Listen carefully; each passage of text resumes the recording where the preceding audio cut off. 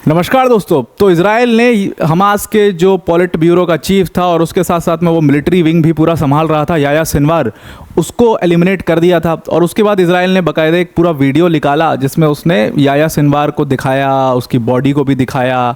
लेकिन यहाँ पर इजराइल से ना एक मिस कैलकुलेशन हो गया, एक गलती हो गई, क्योंकि इजराइल ने एक पूरा नैरेटिव खड़ा किया था कि जो भी हमास का टॉप लीडरशिप है वो सब कतर में बड़ी कंफर्टेबली अपनी लाइफ जीते हैं, वहाँ पर रहते हैं, और फ्रंट लाइन के बेचारे फाइटर्स जो हैं वो मारे जाते हैं।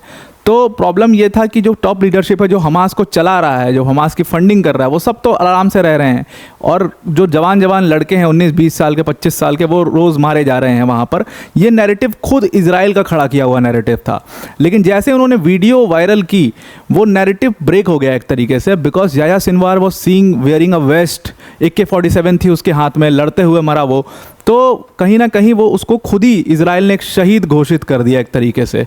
और आप देखो कि उसके सपोर्ट में कितना मार्चेस, कैंडल मार्च और क्या क्या निकाला गया उसके सपोर्ट में, और उसका और मतलब हमास के और सारे लीडर्स का मोटिवेशन बढ़ाने के लिए। खैर ये सारी चीज़ें तो बाद में हैं, लेकिन अब यहाँ पर हमास ने अपना स्टेटमेंट फाइनली जारी कर दिया है कि that this war will go on. जब तक सरेंडर हम नहीं करेंगे, कोई सरेंडर वरेंडर नहीं होगा जब तक इजराइल जो है हमारे प्रिजनर्स को छोड़ता नहीं है, और उसके बाद हम उनके प्रिजनर्स को छोड़ देंगे, और गाज़ा से जब तक इजराइल चला नहीं जाता है तब तक ये वॉर चलती रहेगी। ऐसा हमास ने ऑफिशियल स्टेटमेंट, हमास का जो भी इंटरिम चीफ बना है उसने जारी कर दिया है।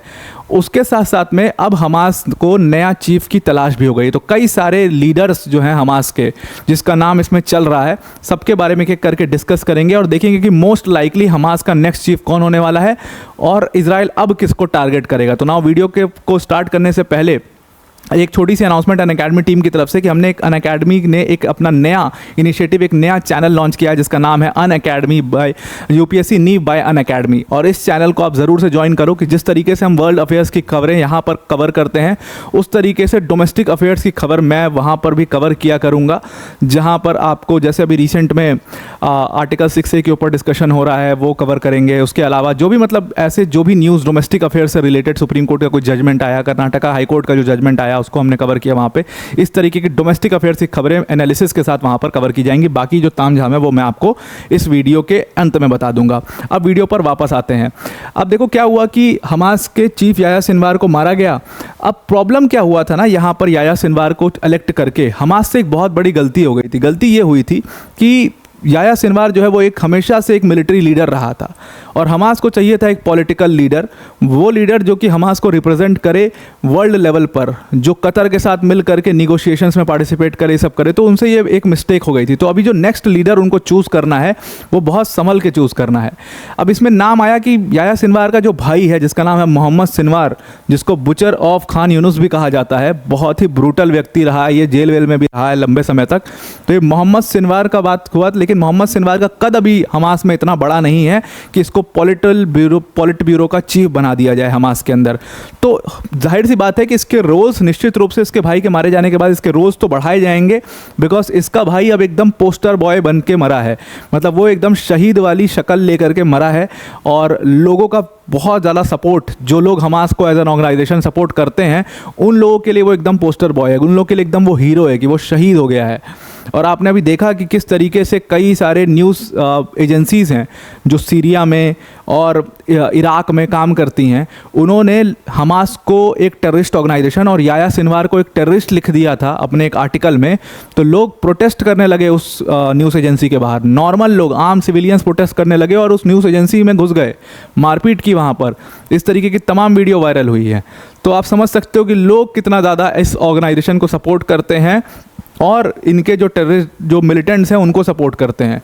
तो याह्या सिनवार का मरना और इजराइल का वो वीडियो रिलीज़ करना पूरी तरीके से मुझे लगता है कि वो गलत वे में चला गया है, और इस तरीके से इजराइल ने उसको एक शहीदी घोषित कर दिया है। अब प्रॉब्लम क्या हुई है यहाँ पर कि देखो, जब याह्या सिनवार को चूज़ किया गया तो जैसा कि मैंने आपको बोला कि उसने क्या किया, उसने दोनों, मतलब कि ही was the architect of October 7 attacks. तो उसने, याह्या सिनवार ने इसमें क्या किया था कि उसने दोनों मिलिट्री और पॉलिटिकल जो एरियाज थे उनको फ्यूज़ कर दिया था। एक्सपेक्टेशन क्या होती है जब आप हमास के पॉलिटिकल ब्यूरो के चीफ बनते हो? एक्सपेक्टेशन क्या है कि आप देश से बाहर जाओगे, कतर वगैरह, और वहाँ से जा कर के निगोशिएशंस में पार्टिसिपेट करोगे। अब आप इसको ज़रा कंपेयर करके देखो, दो लीडर्स हैं यहाँ पर, एक तरफ है याया सिनवार और दूसरी तरफ है इस्माइल हानिया। दोनों, एक नॉर्थ पोल है एक साउथ पोल है। तो इस्माइल हानिया क्या करता था, वो एक पॉलिटिकल लीडर की तरह अपनी इमेज बनाई थी उसने। वो ईरान भी जा रहा है, वो कतर में रह रहा है, कतर की गवर्नमेंट के साथ मिल करके फिर वो इजिप्ट से भी मुलाकात कर रहा है, और फिर वो इन सब से मुलाकात करके, इन सारे वर्ल्ड लीडर से मुलाकात करके वो निगोशिएशंस में पार्टिसिपेट कर रहा है ताकि मामले को ख़त्म किया जाए। बिकॉज उसको समझ में आ चुका था, क्योंकि वो दिमाग वाला व्यक्ति था, उसको ये बात समझ में बहुत अच्छे से आ चुकी थी कि देखो लड़ाई से कुछ भी इसका हल नहीं निकलेगा। अगर इस चीज़ का हल निकलेगा तो वो बातचीत और निगोशिएशन से निकलेगा। बिकॉज उसको समझ में आ गया Israel is too strong to defeat यार, मतलब हमास को मिटा देंगे। और देखिए वही हुआ। तो इस्माइल हानिया को एलिमिनेट करने के बाद इजराइल को समझ में आ गया था कि अब वी हैव फेयर चांस कि हम हमास को पूरी तरीके से ख़त्म कर देंगे। और दूसरी गलती हमास ने खुद ही कर दी, उन्होंने याया सिनवार को यहाँ पर चूज़ कर लिया। ये हमेशा से एक मिलिट्री कमांडर रहा था, इसने हमेशा से अपनी पूरी लाइफ एक मिलिट्री कमांडर की तरह जी वहाँ पर हमास में। तो उसके लिए ये पॉलिटिक्स कर पाना नहीं पॉसिबल था। और आप देखो ना कि पॉलिटिक्स और मिलिट्री में इसने किस चीज़ को चुना, इसने अपने ज़िंदगी के अंत तक मिलिट्री को ही चुना। ये मरा भी लड़ते लड़ते ही, ये नहीं गया कतर, ये नहीं इसने निगोशिएशंस में पार्टिसिपेट की। तो ये खुद ही बताता है कि हमास से कितनी बड़ी गलती हो गई थी। अब यहाँ पर क्या है कि हमास के लिए एक नया चीफ मतलब इलेक्ट करना बहुत इंपॉर्टेंट है। बिकॉज अब दो पार्टियों को खुश करना है। एक तरफ तो यहाँ पर ईरान है, ईरान हमेशा से रहा है और ईरान जो है बैक करता रहा है, लेकिन ईरान हमेशा से ना मिलिट्री टाइप ऑफ कमांडर्स को ही बैक करता है, क्योंकि वो तो चाहता है कि हमास ऐसे काम करे। उसने अपने सारे ख़राब कामों के लिए ही तो इन छोटी छोटी प्रॉक्सी ऑर्गेनाइजेशंस को बनाया हुआ है। तो वो तो हमेशा चाहेगा कि मिलिट्री टाइप का लीडर बने। वहीं दूसरी तरफ अब आ गया बीच में कतर। कतर चाहता है कि एरिया में शांति रहे, हमारा बिजनेस सही से चलता रहे। तो कतर यहाँ पर हमेशा एक पॉलिटिकल लीडर को प्रमोट करने की कोशिश करता है। तो अब ईरान और कतर दोनों को बैलेंस करने का काम यहाँ पर हमास को करना है।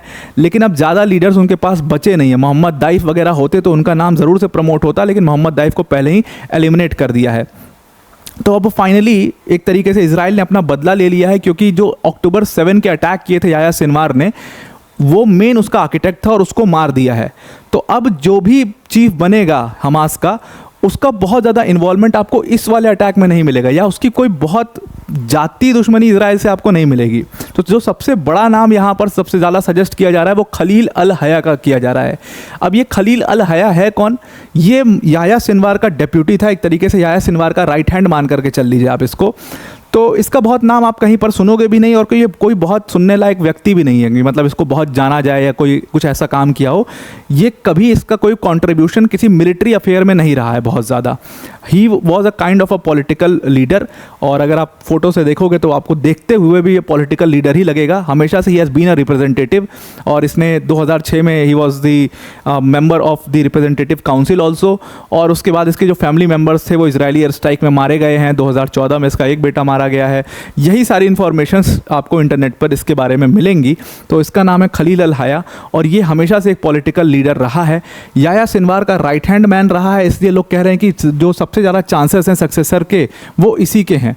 अब इसको मिलिट्री विंग तो दे नहीं सकते हैं, तो ऑब्वियस सी बात है इसको पॉलिट ब्यूरो का चीफ बनाए जाने के चांसेस हैं। हमास में बड़ी इमेज है इसकी, लेकिन मुझे लगता है कि he is very less known, not very popular face. तो इसको चूज़ करना मेरे ख्याल से हमास के लिए बिल्कुल सही स्टेप नहीं होगा, और ईरान जो है वो इसको सपोर्ट भी नहीं करेगा कि खलील अल हया को इसमें इलेक्ट किया जाए। तो बचते जो पॉपुलर नेम्स हैं हमास के अंदर में बाकी दो, एक तो खालिद मिशाल है। खालिद मिशाल सबसे ज़्यादा इस टाइम पर याया सिनवार, इस्माइल हानिया, मोहम्मद दाइफ, इन सब के बाद जो सबसे पॉपुलर नाम आता है वो खालिद मिशाल का आता है, और उसके अलावा मोहम्मद दारविश का आता है। अब इसको आप महमूद दारविश से मत कन्फ्यूज़ करिएगा। महमूद दारविश एक पोएट थे, ये मोहम्मद दारविश हमास का लीडर है। इन दोनों की अगर आप शक्लें देखोगे तो ये खालिद मिशाल है और ये मोहम्मद दारविश हैं। अब ये दोनों जो है ना, ये दोनों एक पॉलिटिकल लीडर्स हैं। इन दोनों में से कोई भी मिलिट्री लीडर नहीं है याया सिनवार टाइप का। ये दोनों आराम से अपनी ज़िंदगी जो है वो कतर में गुजार रहे हैं, बल्कि खालिद मिशाल तो बहुत आराम से अपनी ज़िंदगी गुजार रहा है। लेकिन खालिद मिशाल के साथ सबसे खास बात ये, सबसे ज़्यादा चीफ बनने के चांसेस इसी के क्यों हैं? बिकॉज ये हमेशा से इस्माइल हानिया के पहले ही was the chairman of the politburo, और इसीलिए कहा जा रहा है कि क्योंकि ये पहले चेयरमैन रह चुका है और इसने पूरा हमास को बिल्ड किया है, फाउंडिंग मेंबर्स में से एक था खालिद मशाल, तो इस वजह से इसके सबसे ज़्यादा चांसेस है, क्योंकि अभी सबसे ज़्यादा बड़ा कद पूरे हमास के अंदर में इसी का है, तो ये चीफ बन सकता है। दूसरे मोहम्मद दारविश की बात आ गई। मोहम्मद दारविश को कहा जा रहा है कि ये चीफ बनने के इनके चांसेस थोड़े कम हैं, इस वजह से क्योंकि ये अभी शुरा काउंसिल को हेड कर रहा है ये व्यक्ति, और क्योंकि ये शुरा काउंसिल को हेड कर रहा है तो वहाँ से उठा करके पॉलिट ब्यूरो में डालना वो एक सही बात नहीं होगी, इसलिए कहा जा रहा है कि ये खालिद मशाल के चांसेस बहुत ज़्यादा हैं। लेकिन अब प्रॉब्लम कहाँ लाई करती है? प्रॉब्लम खालिद मशाल के साथ सिर्फ एक ही है कि जो इसके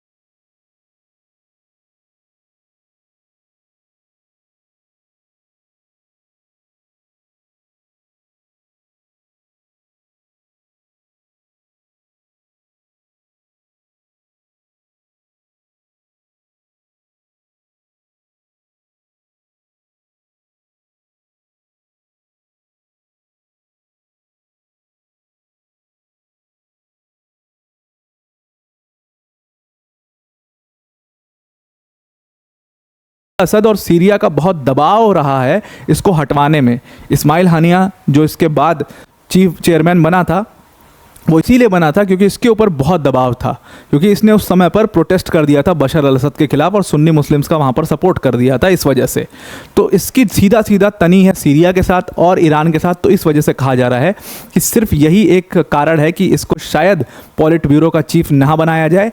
और ये ऐसा व्यक्ति है कि अगर ये पॉलिट ब्यूरो का चीफ बन गया तो सबसे पहली चीज़ जो ये काम करेगा वो ये करेगा निगोशिएशन।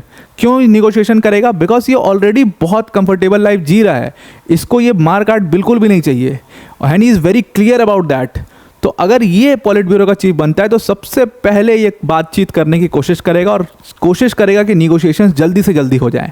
वो ईरान चाहता नहीं है at this point of time, तो इस वजह से कहा जा रहा है कि ये अभी इसलिए नहीं इसको चीफ बनाया जाएगा, बल्कि जो इससे छोटे लीडर्स हैं याह्या टाइप के, जो उनको शायद बना दिया जाए। मोहम्मद दारविश तो वैसे भी शुरा काउंसिल नहीं छोड़ेगा, तो याह्या का, इसीलिए खलील अल याह्या का चांसेस बहुत ज़्यादा हो जाते हैं कि अब उसको हमास का पॉलिट ब्यूरो का चीफ बनाया जाए। लेकिन चांसेस क्या ही कम हो जाते हैं, कोई भी बनेगा, इजराइल जो है उस सबको ही टारगेट कर रहा है, इस वजह से कोशिश ऐसी की जा रही है कि इसको जितना डिले किया जा सके उतना डिले करें। खैर, हमास ने कहा है कि हम इस लड़ाई को आगे बढ़ाएंगे। अब वीडियो को एंड करने से पहले अनअकैडमी टीम की तरफ से एक बहुत बड़ी अनाउंसमेंट है कि हमने अपना नया चैनल लॉन्च किया यूपीएससी नीव बाय अनअकैडमी, और इस चैनल पर जैसा कि मैंने आपको बताया कि डोमेस्टिक अफेयर्स हम कवर करेंगे जो करंट में होगा, उसके अलावा यहाँ पर बहुत हाई क्वालिटी कंटेंट हम लेकर के आएंगे।